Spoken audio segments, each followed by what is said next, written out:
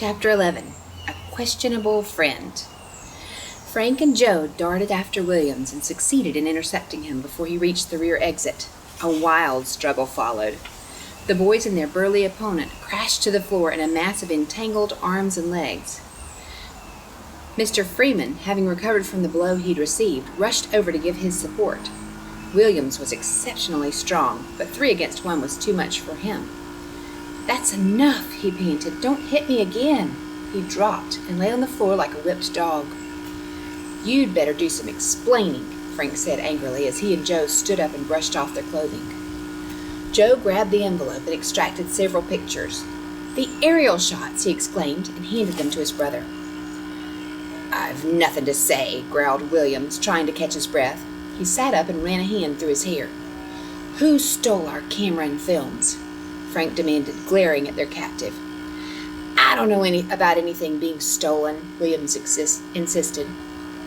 "Okay, have it your way," Frank declared. "Maybe you'd rather talk to the police." The young sleuth walked to the telephone and began dialing a number. Williams turned pale. "No, wait," he pleaded. "I'll tell you all I know. Honest, I will. Don't call them." Frank put down the phone. "Go ahead," he ordered. "My name isn't Williams, it's Richard Tyson," the man said, taking out his wallet. He displayed his driver's license and a few credit cards. The boys examined the cards and found the man's address was the same as that of the apartment house in which Lieber lived. "Then who is Williams?" Frank asked. "Williams rents a room across the hall from my apartment," Tyson answered. "Early this morning he asked me if I would pick up his pictures when they were ready. He told me to use his name. He explained that the pictures were confidential and not to let anyone see them. I'm sorry now I ever agreed to do it. I should have suspected something phony." He got to his feet, brushed himself off, and looked at the boys nervously. "I'd like to leave," he said, moving toward the door. "Not until you tell us everything," said Frank. "Who stole our camera?" "I told you I don't know." "Does Williams live alone?" "No, he rents the room from Mr. and Mrs. Lieber. The Liebers seem like nice people. I think Williams is Mr. Lieber's brother." The Hardys did not disclose that Mr. Lieber was already one of their strong suspects in the case. "Well," Frank announced, "you can leave, but we're going with you to your apartment. We want to check your story." "By all means, come along," Tyson urged. He seemed eager for a chance to prove his innocence. Frank asked Mr. Freeman to put the aerial pictures in his safe until the boys called for them. "We don't want to risk their being stolen again." The brothers took Tyson with them, explaining that they would bring him back later to pick up his own car.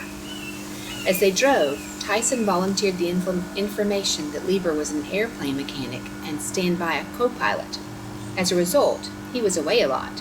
In fact, he often slept at the airport. In a short time, the group arrived at the apartment house. Tyson unlocked the main door with his own key. As they climbed the stairs, Frank said that he would like to find out whether Lieber was at home. Tyson pointed to the door of the man's apartment, and Frank knocked. The door opened, revealing a stocky, handsome woman with a tremendous amount of blonde hair. "Hello, Mr. Tyson," she said, seeing her neighbor. "Is Mr. Lieber at home?" Frank inquired. "No," she responded. "My husband has to fly very early tomorrow, so he decided to stay overnight at the airport." "Is Mr. Williams at home?" Joe asked. "He's not here either," the woman said. "Is it anything important? Can I take a message?" "No, thank you." Mrs. Lieber eased the door shut. Tyson led the Hardys to his apartment across the hall. There they met Mrs. Tyson, a short, middle-aged woman. She invited them to come in. Frank casually conversed with her, selecting his words in such a way that the woman was not aware that he was probing her for information. She told the young sleuth that Mrs. Lieber was a very secretive person who seemed extremely frightened of her husband. "She tries to forget her worries," Mrs. Tyson said confidingly, "by always going to the movies and to parties. Poor thing, the Liebers never have any company." Momentarily satisfied with Tyson's story, the Hardys drove the man back to the camera shop to pick up his car. He said little more to shed any new light on the mystery and was obviously relieved when the boys drove off.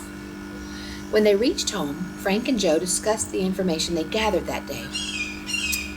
"I'm convinced," said Frank, "that Lieber and this Williams are mixed up in the Stanwide case. So far, nearly all our suspects are company employees, Joe commented. How does this fellow Williams figure in?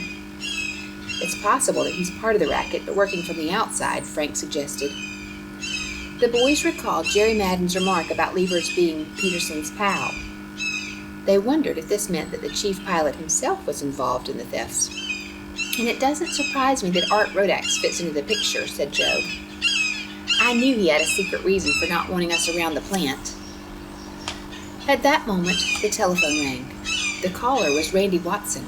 The pilot said he'd managed to rent an aircraft suitable for a long-distance flight from an operator at Lockwood Airport. This field was about 200 miles from Bayport. I've already been there and flown the plane back, he said. She checks out fine. We'll be ready to roll at any time in the morning. Good, Frank answered. Joe and I will be at the airport early. We can't risk missing Peterson and Lieber's departure. At dinner, the boys packed some light luggage. Mrs. Hardy and Aunt Gertrude tried to hide their anxiety when they heard the coming flight was to trail Peterson and Lieber, but an expression of concern crossed Mrs. Hardy's face. Don't take any unnecessary chances, she begged, and keep in constant touch with us. Frank and Joe promised to do this.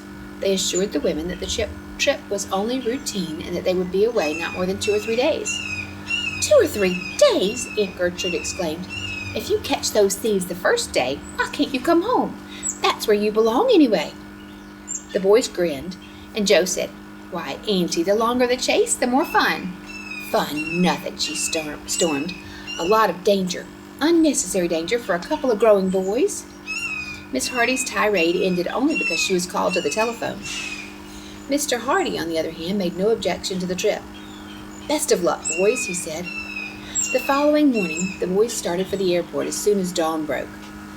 When they arrived, the Hardys spotted a sleek, highly polished twin-engine turboprop plane parked on the Ace Air Service ramp. That must be the plane Randy rented, Joe exclaimed, pointing. My, what a beauty. Wish I could fly her. Frank grinned in anticipation. It sure looks as if we won't have any trouble keeping up with Peterson in that. The boys put down their bags and approached the plane for a closer look. Just then, Randy Watson came running out of the operations building. Hey, fellows, he shouted excitedly. Come here, quick. The young detectives ran to meet him. What is it? Frank called. Something wrong? I just tried to phone you at home, Randy answered, but you'd already left. It's about the Stanwide cargo plane. What happened? Joe asked. Peterson and Lieber left hours ago, Randy said, trying to catch his breath. They took off late last night.